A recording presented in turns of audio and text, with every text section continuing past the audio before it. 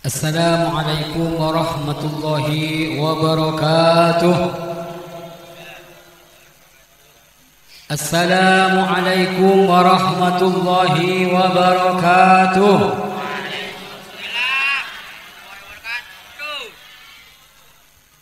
Sebidah malih cek semangat. Assalamualaikum warahmatullahi wabarakatuh. Bismillah, alhamdulillah alladzi faddala bani Adam bil ilm wal amal fi jami'il alam. Wa asyhadu an la ilaha illallah rabbul akram alladzi 'allama bil qalam. 'Allama al insana ma lam ya'lam. Wa asyhadu anna sayyidana Muhammadan abduhu wa rasuluhu sayyidul arabi wal ajam. Allahumma salli wa sallim wa azim wa majid wa karim ala sayyidina wa habibina wa syafi'ina wa qurrati a'yunina sayyidina wa maulana Muhammadin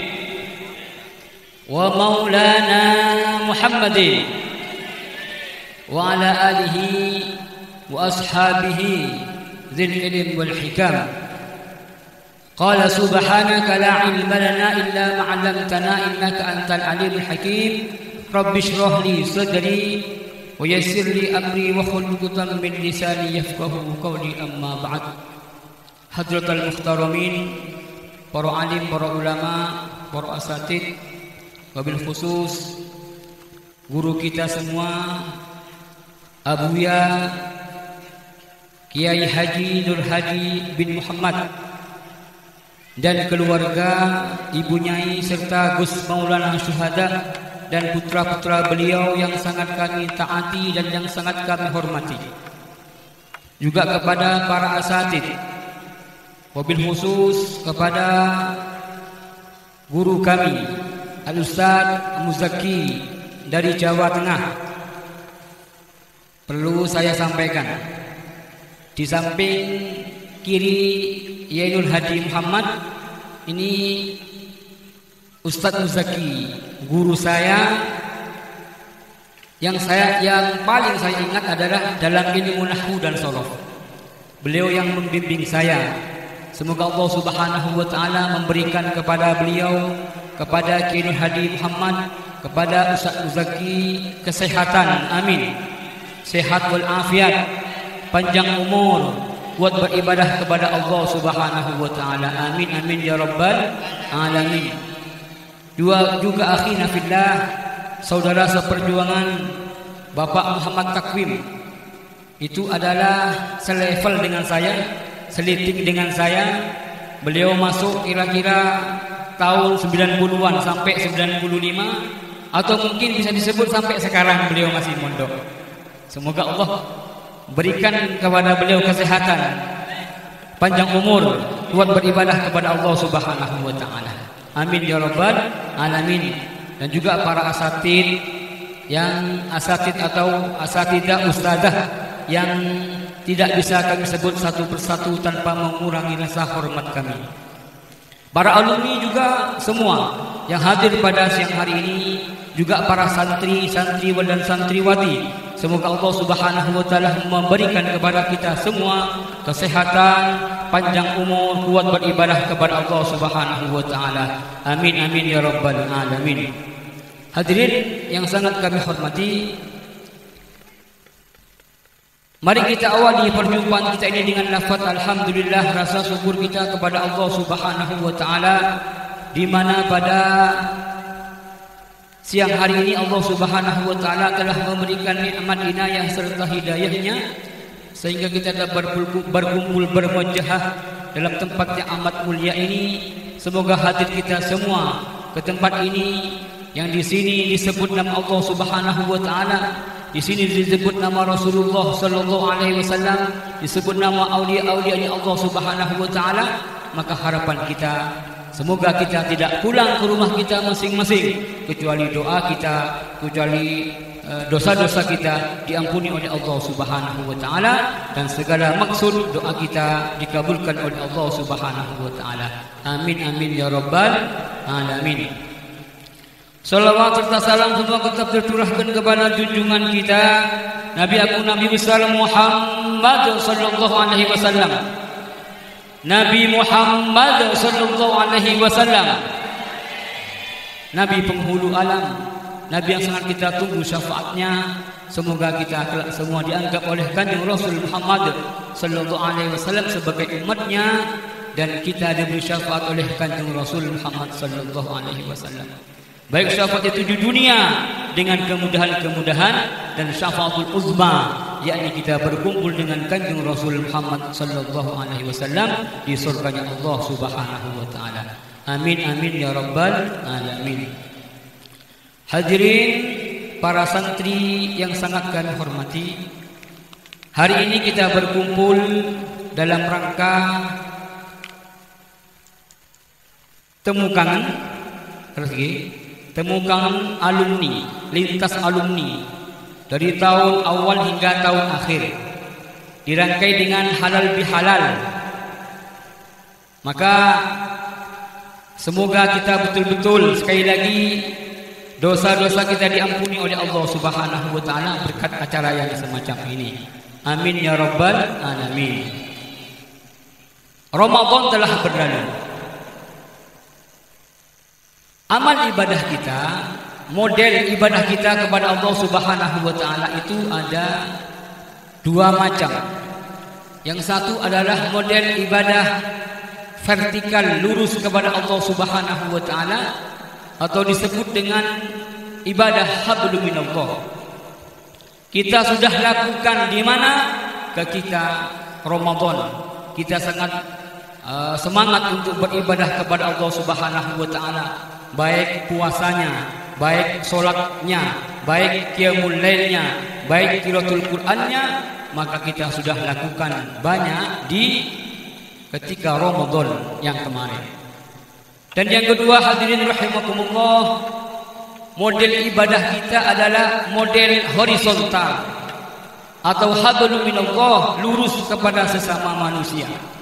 Maka di sini di Indonesia ketika datang bulan Syawal, maka kita ada acara halal bihalal. yakni apa? Ibadah sesama manusia untuk saling memaafkan. Halal bihalal ini dalam arti halal, yang satu halal nerimo, yang satu juga halal. Untuk apa? Saling memaafkan.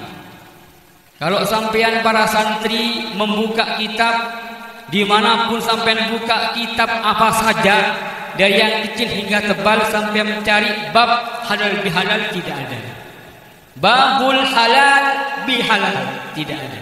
Kitab lupa.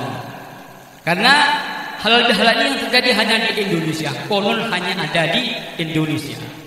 Di negara lain tidak ada. Inilah keistimewaan Indonesia, keistimewaan Nusantara. Untuk apa? Supaya kita menjadi manusia yang kafah, yang sempurna. Ketika kita melakukan ibadah kepada Allah Subhanahu wa taala, tak lupa kita juga melakukan ibadah sosial, yakni maaf-maafan sesama manusia. Sekali lagi kami mewakili daripada alumni, dikatakan kita ini di alumni senior.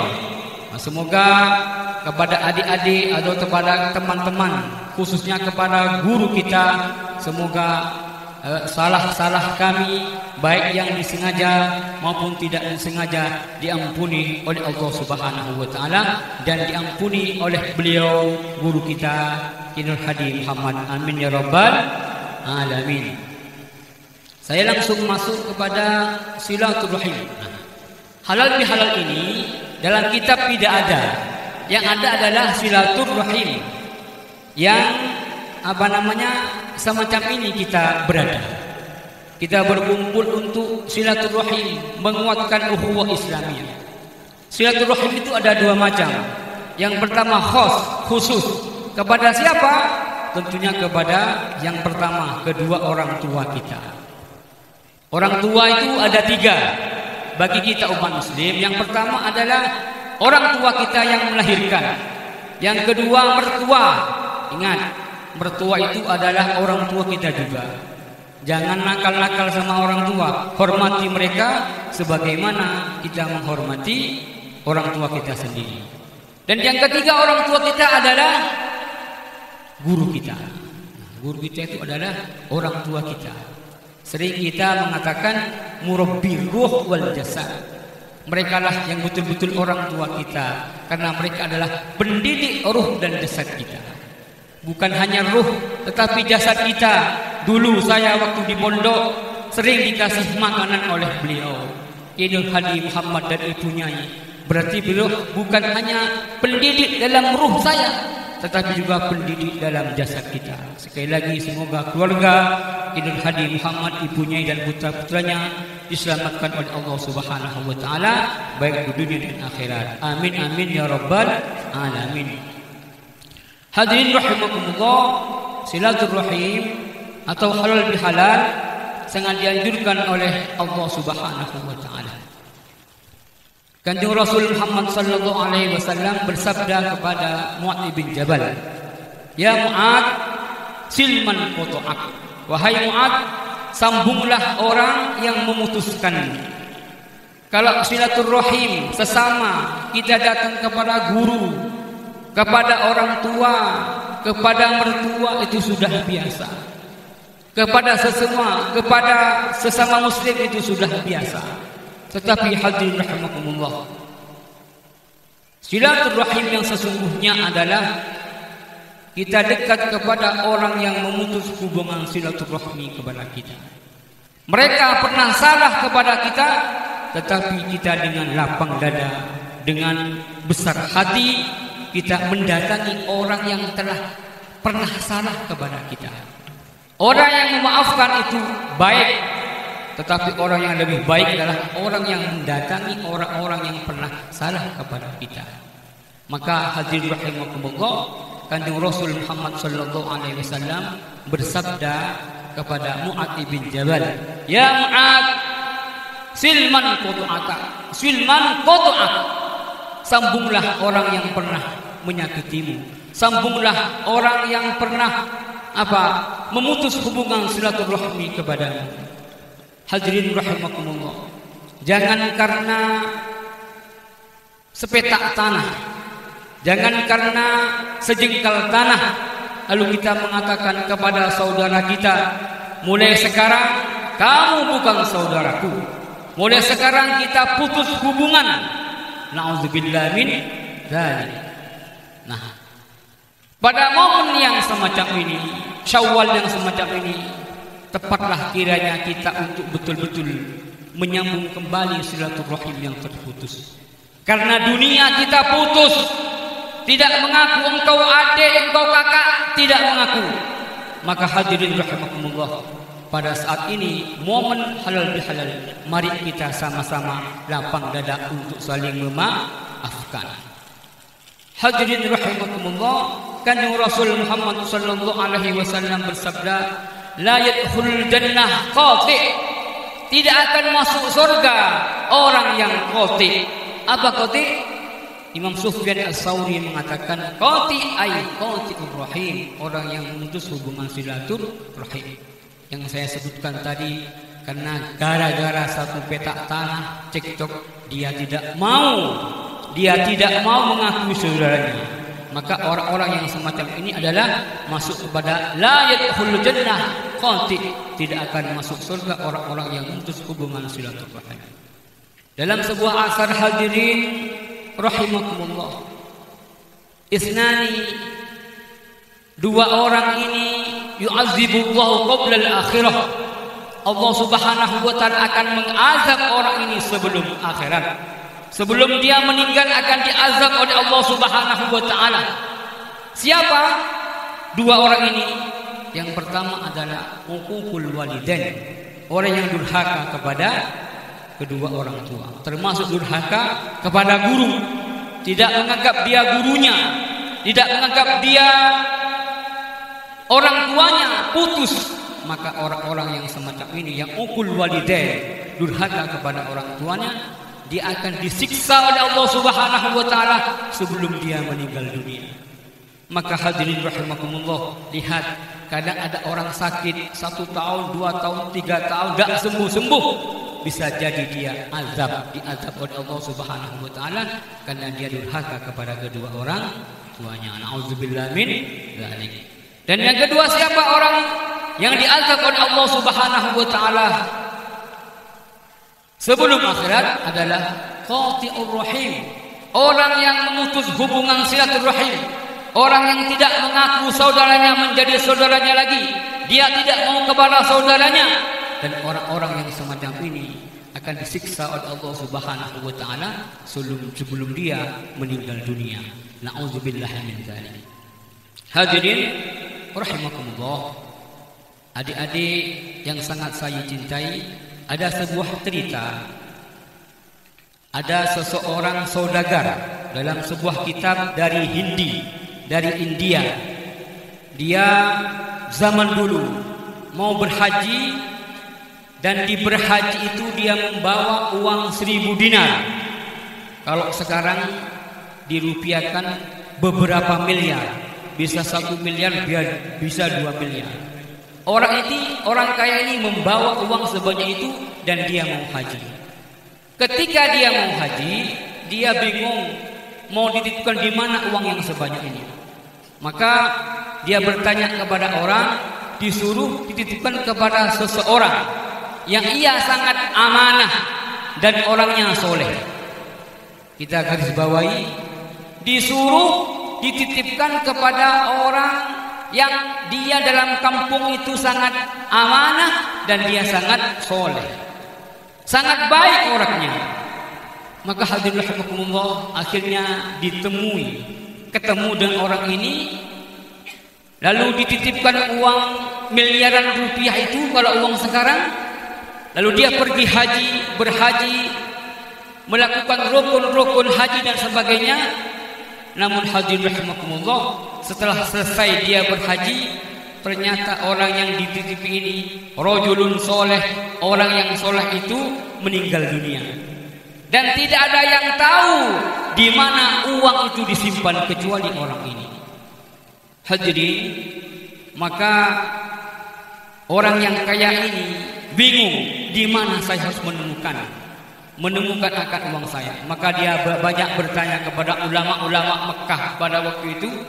Lalu ulama Mekah menyarankan begini, kamu datangi sumur Zam-Zam. Kalau zaman dulu Zam-Zam itu masih berbentuk sumur. Kamu datangi sumur Zam-Zam, lalu dia panggil, wahai fulan, panggil namanya. Kalau dia menjawab, dia akan menunjukkan di mana harta itu. Kalau dia pun menjawab, maka dia adalah ahlul khair, dia orang baik. Maka hadirin rahimakumullah, malam-malam orang kaya ini pergi ke sumur Zam-Zam. Lalu dia memanggil orang itu, ya fulan, ya fulan, ya fulan. Apa yang terjadi hadirin rahimakumullah? Ternyata orang yang disebut soleh itu tidak menjawab. Maka dia bingung, kenapa orang soleh yang seharusnya menjawab tetapi dia tidak menjawab. Lalu baliklah lagi orang yang kaya ini bertanya kepada ulama tadi.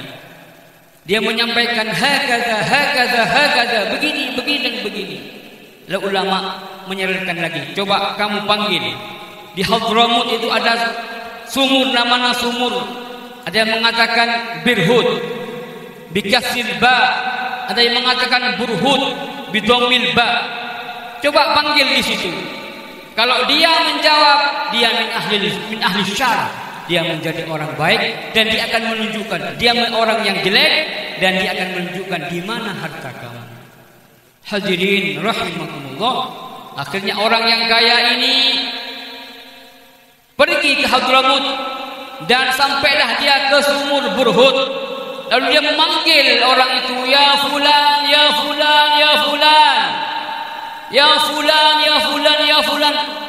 Apa yang terjadi hadirin rahimakumullah? Dia menjawab, na'am, na'am, na'am, iya, iya. Saya mau tanya di mana hartaku? Lalu dia menjawab, hartaku aku simpan di bumi, maksudnya digali, ditutupi. Di situ di kamarku engkau ambil. Lalu hadirin rahimakumullah, orang kaya ini bingung. Wahai fulan, engkau kan orang soleh, engkau kan orang baik. Mengapa ketika aku panggil kamu di sumur Zam-Zam kamu tidak menjawab? Tetapi ketika aku panggil engkau di sumur Burhud, engkau menjawab. Ada apa denganmu? Kamu berarti orang yang jelek. Ahli syar, kamu orang yang jelek. Lalu dia mengatakan, "Na'am, benar wahai orang yang kaya. Aku punya dosa." "Apa dosa kamu?" "Aku punya dosa, saya punya ukhtun fakirah. Saya punya saudari perempuan yang fakir. Saya tidak menyapa kepada dia. Saya satru kepada dia. Saya memutus hubungan kepada dia. Sehingga aku disiksa oleh Allah Subhanahu wa taala." Allahumma shalli ala Muhammad. Bisa dipahami ya? Orang yang hanya tidak menyapa kepada saudaranya, orang yang memutus qati'ur rahim, maka dia dicap oleh Allah Subhanahu wa taala sebagai ahlus syarr, orang yang jelek, dan akhirnya dia masuk di nerakanya Allah Subhanahu wa taala. Nauzubillah min dzalik. Padahal di dunia dia orang yang amanah dan disebut dengan orang kampung adalah orang-orang yang soleh. Tetapi karena dia memutus hubungan silaturahim, tidak mau halal bihalal yang seperti yang sekarang kita sampaikan, maka itulah yang terjadi. Nauzubillah min dzalik. Semoga kita menjadi orang-orang yang cinta kepada guru-guru kita, menjadi orang yang cinta kepada orang tua kita, menjadi orang yang cinta kepada sesama, terutama kepada sesama muslim. Yang terakhir, hadirin rahimakumullah, ini khusus untuk, bisa jadi untuk para santri, adik-adik saya. Walaupun adik-adik saya ini sebenarnya anak-anak saya, umurnya sangat jauh dengan kita. Saya anggap karena panjenengan adalah adik kelas saya, maka saya sebut panjenengan dengan adik saya, walaupun putra dan putri. Dan juga mungkin butuh kepada kita juga. Perlu diketahui manfaatnya ilmu. Kalau panjenengan ilmunya kepin manfaat, diantaranya adalah ta'alluq dengan gurunya harus kuat. Hubungan dengan gurunya harus kuat. Ketahuilah 75% itu untuk ilmu manfaat adalah ta'alluq dengan guru. Yang 25% itu ilmunya. Sampai ngapalno Zubat, ngapalno Alfiyah, ngapalno Imriti, ngapalno Nahwu, ngapalno hadis, ngapalno Quran. Tetapi sampai tidak punya ta'alluq dengan gurunya, tidak sering datang dengan gurunya, ilmunya tidak akan manfaat. Bisa tidak akan manfaat. Karena itu hadirin rahimakumullah, harus ada guru. Sekali lagi bayangkan, 75% itu ilmu manfaat karena hubungan dengan guru, ta'alluq dengan guru. Yang 25% adalah ilmunya. Abuya Sayyid Muhammad Al-Maliki Al-Hasani, beliau mengatakan, "Ana abghadu min at-talib alladhi lam yahtarimu ila ustadhihi." Saya sangat marah, saya sangat tidak senang kepada seorang santri yang santri itu tidak menghormati kepada gurunya. Walau kana ustaduhu sahibu, walaupun ustadznya itu adalah temannya. Kadang ada teman waktu kita dulu mondok itu, teman kita mengajari kita sak kamar di awak dewi, tapi dia yang mengajari kepada kita. Dia ustadz, tetapi teman kita. Abu Ya Sayyid Muhammad Al-Maliki Al-Hasani sangat marah kepada santri yang tidak menghormati gurunya, walaupun dia temannya. Maka mari hadirin rahimakumullah, tidak ada mantan guru. Sampean bertemu dengan gurunya dulu, jangan mengatakan iku biyen guruku. Tidak ada biyen, iku guruku. Inilah adab yang disampaikan oleh Kanjeng Rasul Muhammad sallallahu alaihi wasallam kepada kita. Hadirin rahimakumullah, ini adab kepada guru. Betapa kita perlu kepada guru. Ada sebuah cerita Syekh Ali Baras, Kalau kita sering Fatihah niki nggih, Syekh Abdurrahman Al-Attas wa Syekh Abdullah Al-Baras. Nah niku muridnya Syekh Abdurrahman Al-Attas. Suatu ketika Syekh Al-Baras niki mijet guru nih, yakni Syekh Abdurrahman Al-Attas dipijet. Ketika dipijet ada tamu di luar gerbang. Kita bayangkan bayangkan di pondok itu ada tamu, murid semua keluar, salaman ambil tamu ini, salaman. Panjenengan tahu siapa tamu itu? Tamu itu adalah Nabi Khidir. Nabi Khidir luar biasa, tamunya bukan orang biasa, tetapi Nabi Khidir. Sebagian dalam kitab menyebut Khidir bil kha, bil fathah, bil kha, bil fathil kha, dengan fathnya kha-nya Khidir. Syekh Abdurrahman Al-Habib Abdurrahman, pengarang Ratib Al-Attas mengatakan, "Ya Baros, mengapa engkau, ya Ali Baros, mengapa engkau tidak keluar juga salaman dengan Nabi Khidir di luar?" Syekh Ali Baros mengatakan, "Kafan Al-Attas, cukup panjenengan, ya Ustaz, ya Kiai, cukup panjenengan mawon, saya hanya istimbat kepada panjenengan biar mereka teman-teman saya bersalaman dengan Nabi Khidir." Bayangkan hadirin rahimakumullah, Syekh Ali Baras dia tidak mau bersalaman dengan Nabi Khidir karena dia memuliakan gurunya. Maka ketika itu Al-Habib Abdurrahman Al-Attas mengatakan kepada murid-muridnya, artinya kepada kita, saya tidak mau terima Fatihahnya seseorang kepada saya yang tidak disertai dengan Syekh Ali Baras. Maka ketika kita berfatihah kepada guru-guru kita, sampai kita berfatihah kepada Syekh Al-Habib Abdurrahman Al-Attas wa Syekh Ali Baras, mesti ono gandingannya. Karena apa? Gurunya sudah pesan.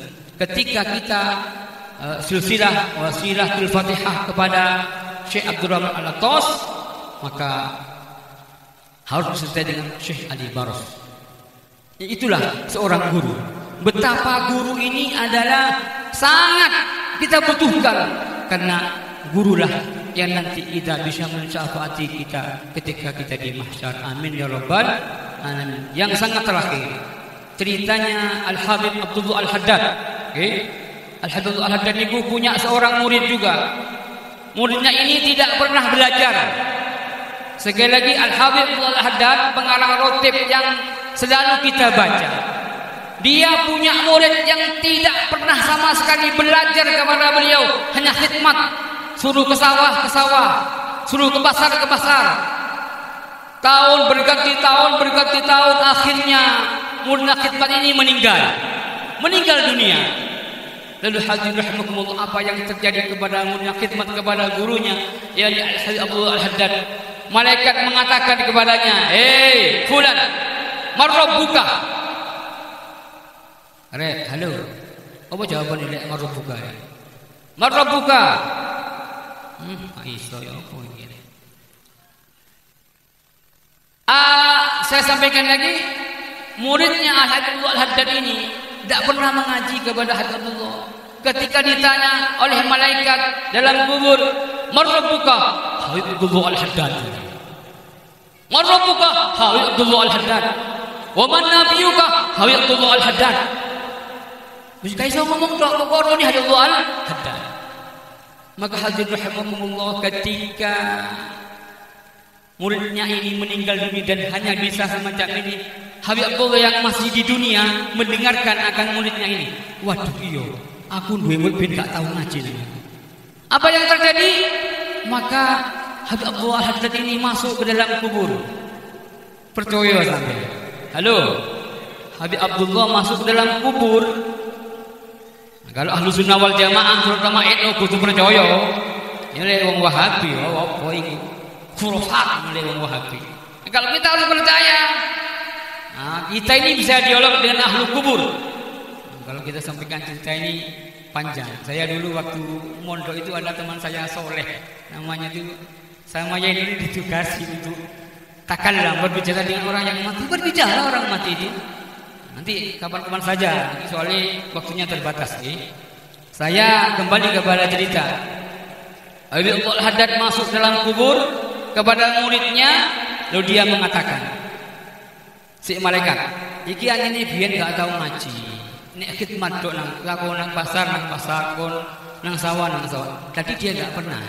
Lalu dia diurui, fulan, engko ditelkin, engko le ono malaikat takok marrabbuka, jawaban Allahu Rabbi. Wa man nabiyuka Muhammad nabi, wa ma imamuka Al-Qur'an imami, wa ma qiblatuka Al-Ka'bah qiblatu dan sebagainya. Wis malaikat takok, marrabbuka, dijawab Allahu Rabbi.